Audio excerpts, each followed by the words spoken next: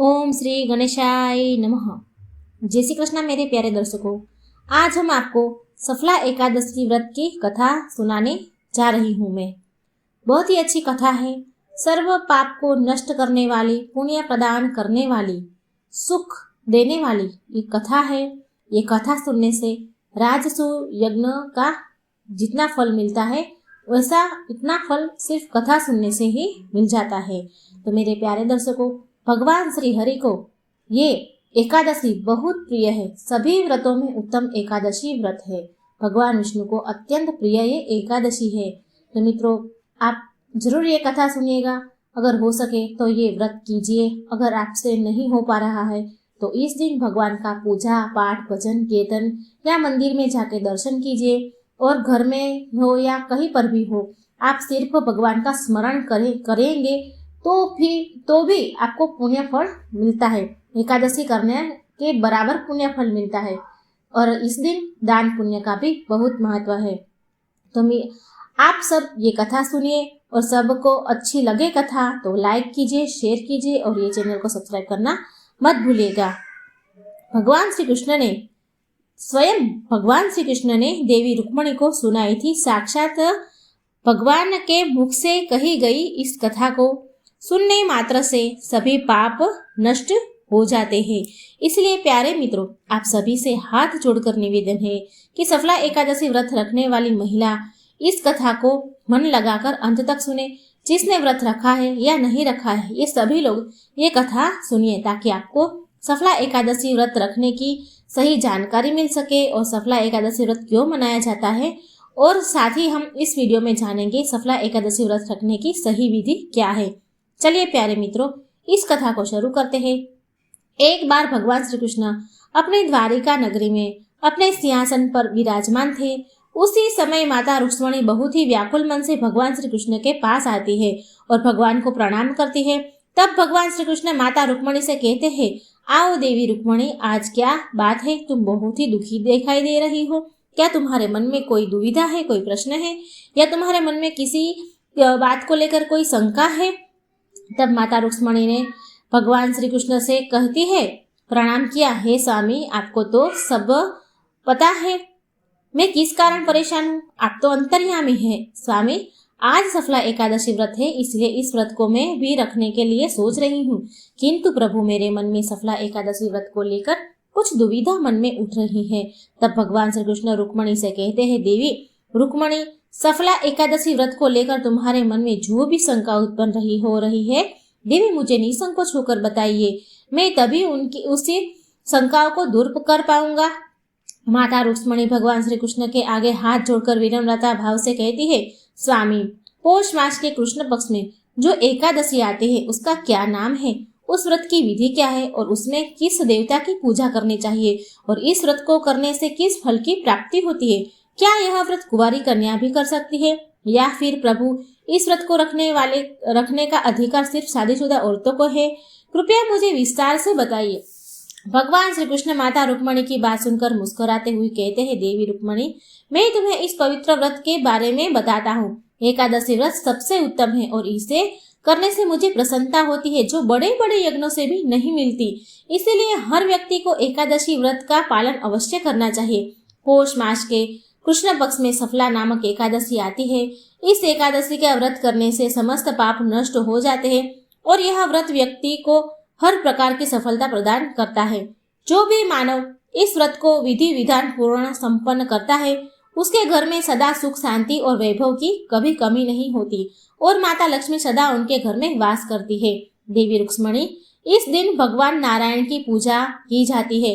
संपूर्ण विधि के साथ उनकी पूजा करनी चाहिए।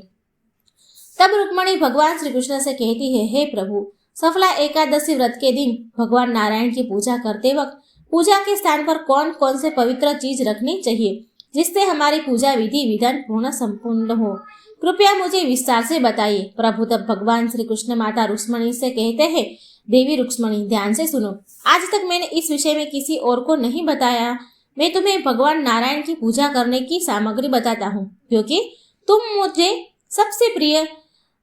मेरी सबसे प्रिय पत्नी हो। सुनो देवी, पूजा में नारियल, सुपारी, नींबू, अनार, आंवला, लौंग, बेर और आम जैसे फलों का उपयोग करना चाहिए। धूप, दीप, अन्य सामग्रियों से भगवान का पूजा करना चाहिए। इस एकादशी पर दीपदान का विशेष महत्व है।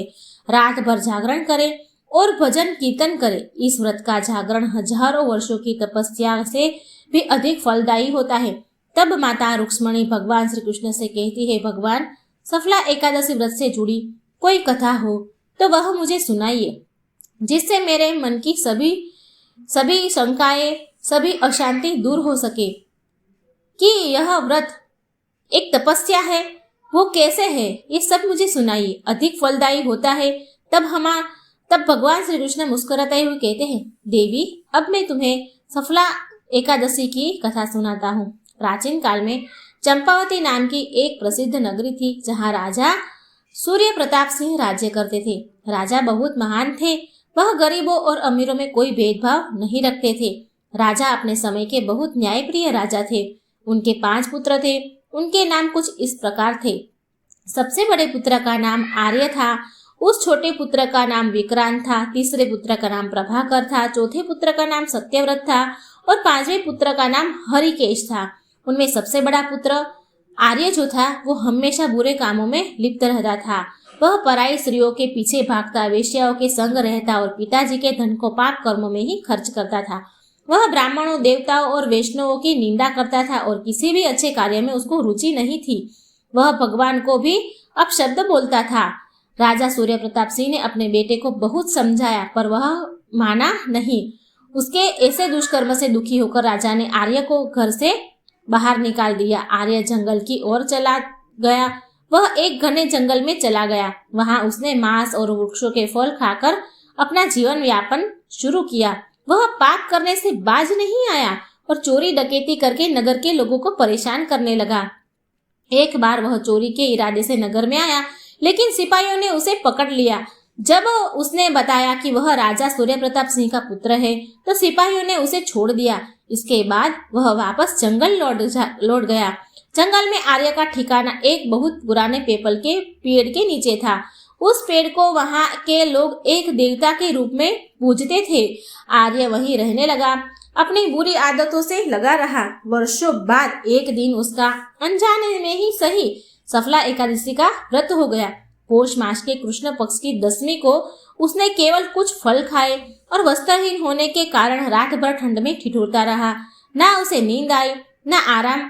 पूरी रात उसने ठंड का कष्ट सहा। अगले दिन सफला एकादशी के दिन उस दिन भी वह ठंड और भूख के कारण बेहोश पड़ा रहा। दोपहर के समय उसे होश आया। होश में आने के बाद उसने चारों ओर देखा और अपने ठिकाने पर लौटकर कुछ फल इकट्ठा किए।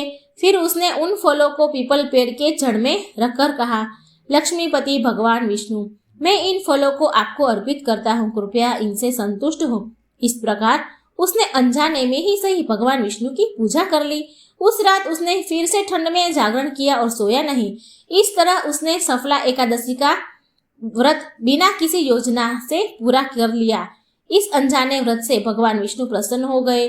उन्होंने उसकी आत्मा को पवित्र किया, शुद्ध किया और उसे सारे पापों से मुक्त कर दिया। और कुछ समय बाद पीपल के वृक्ष स्वयं भगवान विष्णु प्रकट हुए और कहा, तुम्हारे संचित पुण्य के कारण यह एकादशी का व्रत पूरा हुआ है। अब तुम अपने पापों से मुक्त हो गए हो। जाओ, अपने पिता और भाइयों के पास लौट जाओ।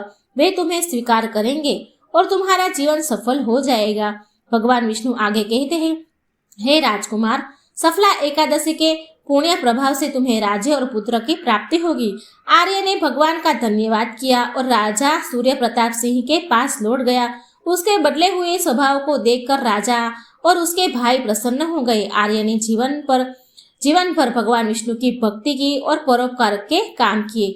भगवान श्री कृष्ण रुक्मणी से कहते हैं, हे देवी रुक्मणी, जो व्यक्ति सफला एकादशी का व्रत करता है वह इस संसार में सुख भोगता है और मृत्यु के बाद मोक्ष को प्राप्त करता है। इस व्रत को करने वाले व्यक्ति का जीवन धन्य होता है। इसके पुण्य के प्रभाव से सभी पाप नष्ट हो जाते हैं। इस व्रत का पालन करने से वही फल मिलता है जो राजसूय यज्ञ करने से प्राप्त होता है। जो लोग सफला एकादशी के व्रत का पालन करते हैं वे संसार के सबसे भाग्यशाली व्यक्ति है। यह व्रत हमें भगवान विष्णु की कृपा और अंत में मोक्ष प्रदान करने वाला है। इसे पढ़ने से, सुनने से और इसका पालन करने से जीवन सफल और पवित्र हो जाता है।